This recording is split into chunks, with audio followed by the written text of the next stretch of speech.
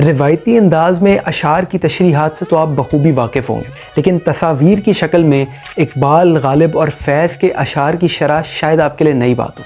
کچھ عرصہ پہلے میرا مسٹک ایکسپریشنز نامی اس کتاب سے تعارف ہوا، جو صادقین کی ان پینٹنگز کا مجموعہ ہے جو ان 3 عظیم شعراء کے کلام پر مبنی ہیں۔ مثال کے طور پہ غالب کے اس شعر کو دیکھیے: ہم نے مانا کہ تغافل نہ کرو گے، لیکن خاک ہو جائیں گے ہم تم کو خبر ہونے تک۔ غالب اپنے محبوب سے کہہ رہے کہ بالفرض میں یہ مان بھی لوں کہ تم میرے بارے میں غفلت نہیں برتو گے، پھر بھی جب تک تمہیں میری حالت زار کے بارے میں علم ہوگا، میرا نام و نشان صفحہ ہستی سے مٹ چکا ہوگا۔ غالب نے اس شعر میں حسرت انتظار کو موضوع بنایا اور ساتھ ہی ساتھ اپنی شکست کا اعتراف بھی کر لیا، گویا وصال یار کی اب کوئی صورت نظر نہیں آتی۔ اب اس پینٹنگ کو دیکھیے، غالب کا ڈھانچہ ویسے بیٹھا ہے جیسے عموماً انسان مایوسی میں بیٹھتے ہیں۔ پینٹنگ کے نچلے حصے میں آپ ایک ریت کھڑی دیکھ سکتے ہیں۔